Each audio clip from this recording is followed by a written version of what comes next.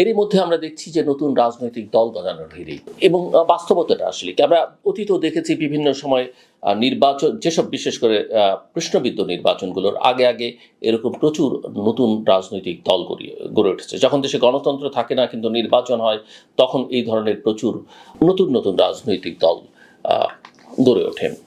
গত ৮ মাসে প্রায় ২৬টি নতুন রাজনৈতিক দল বা প্ল্যাটফর্ম আত্মপ্রকাশ করেছে। আমি এর আগেও আপনাদের এটা বলেছি। নিউক্লিয়াস পার্টি, নাম শুনুন, জাতীয় নাগরিক পার্টি, আমরা অত্যন্ত পরিচিত এই মুহূর্তে, বাংলাদেশ জাগ্রত পার্টি, বাংলাদেশ জনতা পার্টি, আম জনতা পার্টি ইত্যাদি।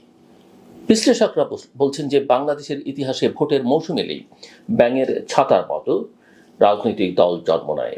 এসবের মূল উদ্দেশ্য হচ্ছে নির্বাচনী মাঠে বিভ্রান্তি সৃষ্টি করা, বড় দলগুলোর ভোট ভাগ করে নেওয়া, স্বার্থভিত্তিক রাজনীতি করা। এই প্রবণতা গণতান্ত্রিক চর্চার বিকাশ নয়, বরং রাজনৈতিক দুর্বলতার একটা বড় প্রকাশ। বিশেষ করে ডেস্টিনি কেলেঙ্কারের মূল হোতা মোহাম্মদ রফিকুল আমিনের নেতৃত্বে আম জনতা পার্টির আত্মপ্রকাশ দেখায় রাজনীতির অপবিত্র অর্থনীতি এখন অনেক ক্ষেত্রের চালিকা শক্তি। এরই মধ্যে আরেকটি ইন্টারেস্টিং ঘটনা ঘটল যে আমরা দেখলাম জামায়াত ইসলামী তারা সংখ্যালঘু সম্প্রদায়ের সঙ্গে, বাংলাদেশের ধর্মীয় সংখ্যালঘু সম্প্রদায় যারা, যদিও সাংবিধানিকভাবে আমরা কাউকে সংখ্যালঘু বলছি না, কিন্তু সংখ্যার বিচারে বা বোঝার সুবিধার্থের কথা বলছি, তাদের সঙ্গে এক ধরনের সংযোগ প্রচেষ্টার চেষ্টা। এখন এটা কি তাদের কৌশলের পরিবর্তন কিনা সেটা একটু দেখা দরকার। জামায়াত ইসলামী সম্প্রতি ভিন্ন ধর্মাবলম্বীদের নিয়ে প্রীতি সমাবেশ করেছে। দলের আমির শফিকুর রহমান হিন্দু, বৌদ্ধ ও খ্রিস্টান সম্প্রদায়ের প্রতিনিধিদের উদ্দেশ্যে নির্বাচনে জামায়াতের ব্যানারে অংশ নেবার আহ্বান জানিয়েছেন। এটি এক ধরনের কৌশলগত পুনর্বিন্যাস। তবে বিশ্লেষকরা বা রাজনৈতিক বিশ্লেষকরা বলছেন যে জামায়াত যদি সত্যিকারের পরিবর্তন চায় তাহলে তাকে অতীতের ভুলের স্বীকারোক্তি করতে হবে, যুদ্ধাপরাধের যে দায় আছে সেটা মেনে নিতে হবে এবং সংখ্যালঘু নিরাপত্তার বাস্তবিক পরিবর্তন আনতে হবে। তারা হয়তো বলতে পারেন যে যুদ্ধাপরাধের বিচার তো হয়েছে, একথা ঠিক, যে সে বিচার নিয়ে প্রশ্ন আছে, সে কথা আমি অস্বীকার করব না, কিন্তু বিচারের প্রক্রিয়া নিয়ে বিচার হয়েছে, বাকিরা কেন সেই দায় নেবে? কিন্তু রাজনৈতিক বা মরাল, নৈতিক একটা দায় আছে, সেই দায়টা মাথায় রেখে আসলে তাদেরকে ওই দায়টা অস্বীকার করতে হবে বা তার জন্য দুঃখ প্রকাশ করতে হবে। এই পুরো আলোচনার মধ্যে একটা প্রসঙ্গ সংস্কারের পাশাপাশি আসে, সেটা হচ্ছে নির্বাচন। নির্বাচন ছাড়া কি চলবে? অন্য কোনো পথ আছে নাকি সংস্কারটাই আসলে আগে দরকার? এই যেমন ধরেন জামায়াত ইসলামের কথা আমি বলছিলাম, তারা এনসিপি, তারা শেখ হাসিনার আওয়ামী লীগের বিচার, আওয়ামী লীগকে নিষিদ্ধ করা, এগুলো করে নির্বাচন চায়। আগে সংস্কার করতে হবে।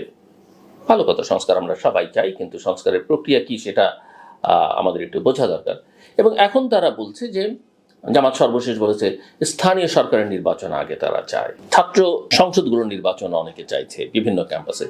এগুলো আসলে এক ধরনের রাজনৈতিক ক্ষমতাকে নিরঙ্কুশ করবার প্রয়াস ছাড়া আর কিছু নয়। এর মধ্যে গণতন্ত্রের কোনো আকাঙ্ক্ষা আছে বলে অন্তত আমার কাছে মনে হয় না। বিশেষজ্ঞদের একটা স্পষ্ট মতামত আমরা শুনছি যে 2025 সালের মধ্যেই অবাধ, সুষ্ঠু এবং গ্রহণযোগ্য জাতীয় নির্বাচন আয়োজন করতেই হবে। অনেক চিন্তাবিদরাই বলছেন যে দীর্ঘ সময় অন্তর্বর্তী সরকার টিকে থাকলে দেশে স্থিতিশীলতা আসবে না। অনেকে বিদেশি শক্তির কথা বলছে। অভ্যন্তরীণ বিশৃঙ্খলা এবং আন্তর্জাতিক চাপ বাড়বে, জনগণের স্বপ্ন ভেঙে পড়বে। বিশ্বের বর্তমান ভূ রাজনীতিতে বাংলাদেশ একটি গুরুত্বপূর্ণ অবস্থানে রয়েছে। তাই দ্রুত গণতান্ত্রিক উত্তরণ না হলে আঞ্চলিক এবং আন্তর্জাতিকভাবে বাংলাদেশের অবস্থান অনেক দুর্বল হয়ে পড়বে। বাংলাদেশের জনগণ 2024 সালের গণ অভ্যুত্থানের মাধ্যমে যে স্বপ্ন দেখেছিল তা ছিল দুর্নীতিমুক্ত, ন্যায়ের ভিত্তিতে পরিচালিত, জবাবদিহিমূলক একটি রাষ্ট্র ব্যবস্থা। অন্তর্বর্তী সরকার গঠনের সময় মানুষের আশা ছিল অতীতের ব্যর্থতা এবং স্বৈরতন্ত্রের অবসান ঘটিয়ে নতুন বাংলাদেশ গড়া সম্ভব হবে। কিন্তু মাত্র 8 মাসের মাথায় দেখা যাচ্ছে সেই সরকারের ভেতরেই অনিয়ম, দুর্নীতি এবং ক্ষমতার অপব্যবহার এবং রাজনৈতিক বিভাজনের চিহ্ন স্পষ্ট হয়ে উঠেছে। একদিকে অন্তর্বর্তী সরকারের কিছু উপদেষ্টার সহকারীদের বিরুদ্ধে দুর্নীতির অভিযোগ, অন্যদিকে নতুন নতুন দলের ব্যাঙের ছাতার মতো গজিয়ে ওঠার প্রবণতা। এসব বাংলাদেশের রাজনৈতিক সংস্কৃতির পুরনো ব্যাথেরই ধারাবাহিকতা মনে করিয়ে দেয়। এমনকি উপদেষ্টাদের কোনো উপদেষ্টাদের অভিভাবক বা তাদের বাবাদের ক্রিয়াকর্ম নিয়েও কিন্তু আলোচনা চলছে। কেন অন্তর্বর্তী সরকারের সংকট এত দ্রুত তৈরি হলো, এই প্রশ্ন কেউ তুলছেন। বলা যেতে পারে অভিজ্ঞতার ঘাটতি, অন্তর্বর্তী সরকারের অনেক উপদেষ্টা এবং কর্মকর্তা প্রশাসনিক এবং রাজনৈতিক অভিজ্ঞতায় দুর্বল, ফলে নীতি নির্ধারণী কাজগুলোতে সমন্বয়ের অভাব পরিলক্ষিত হচ্ছে। ক্ষমতার মোহ, যারা রাজপথে পরিবর্তনের জন্য লড়েছিলেন, ক্ষমতার স্বাদ পেয়ে অনেকেই নিজেদের ব্যক্তি স্বার্থকেই প্রাধান্য দিচ্ছেন। নিরপেক্ষতা বজায় রাখতে ব্যর্থতা, সরকার এবং সংস্থাগুলো যেমন দুদক নিরপেক্ষতার বদলে পক্ষপাতদুষ্ট আচরণ করছে, যা দুর্নীতি এবং অনিয়মকে প্রশ্রয় দিচ্ছে। বিচ্ছিন্ন রাজনৈতিক নেতৃত্ব, ছাত্র আন্দোলন থেকে আসা তরুণ নেতারা রাজনৈতিক বাস্তবতার কঠিন পরীক্ষায় নিজেদের সংগঠিত এবং দূরদর্শীভাবে পরিচালনা করতে ব্যর্থ হয়েছেন। এখন প্রশ্ন, উত্তরণ কিভাবে সম্ভব? বাংলাদেশের বর্তমান রাজনৈতিক প্রেক্ষাপটের উত্তরণের জন্য অন্তর্বর্তী সরকার এবং নতুন রাজনৈতিক শক্তিগুলোর জন্য কিছু সুস্পষ্ট করণীয় রয়েছে। সেগুলো হচ্ছে, আমার মতে, দুর্নীতির বিরুদ্ধে নির্মম এবং কার্যকর ব্যবস্থা গ্রহণ করা, দুর্নীতির অভিযোগে অভিযুক্তদের বিরুদ্ধে কেবল পদত্যাগ নয়, সুষ্ঠু তদন্ত এবং আইনি ব্যবস্থা গ্রহণ জরুরি। তা না হলে জনগণের আস্থা পুনরুদ্ধার করা একদমই সম্ভব হবে না।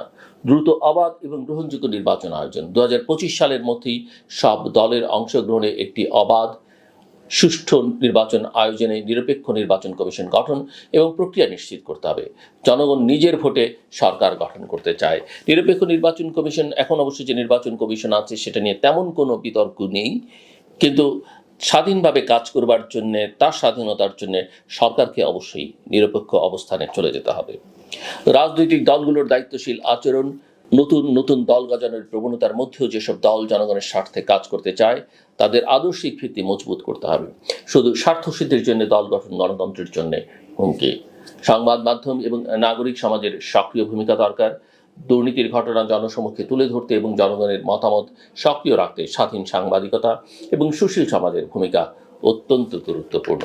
আন্তর্জাতিক সহযোগিতা এবং চাপের সদ্ব্যবহার, বাংলাদেশের উন্নয়ন সহযোগী দেশগুলোর সাথে গঠনমূলক সংলাপ বজায় রেখে গণতান্ত্রিক চর্চায় আন্তর্জাতিক সমর্থন নিশ্চিত করা দরকার।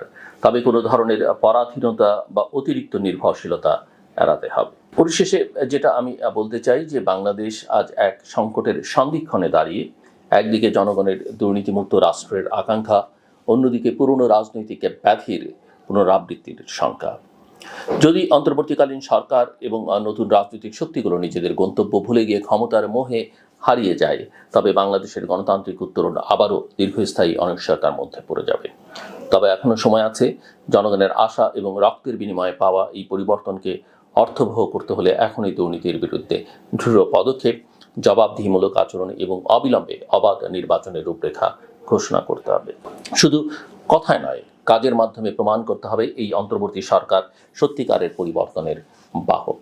আর যদি তা করতে তারা ব্যর্থ হন, তবে ইতিহাসের কঠিন বিচার এড়ানো যাবে না। বাংলাদেশের জনগণ বারবার প্রমাণ করেছে তারা অধিকার আদায়ে, গণতন্ত্র প্রতিষ্ঠায় বারবার নতুন করে লড়াই করতে প্রস্তুত। আজকে সরকার এবং নতুন নেতৃত্বের উচিত এই শিক্ষা স্মরণে রাখা, কারণ জনগণ কখনো ভুলে না, ইতিহাসও ক্ষমা করে না। শেষ করবার আগে যেটা আমি বলবো, যারা পথচারী, পথে চলাচল করেন, তারা দয়া করে পথ চলবার সময় কানে ফোনটা রাখবেন না, অর্থাৎ কথা বলতে বলতে পথে হাঁটবেন না।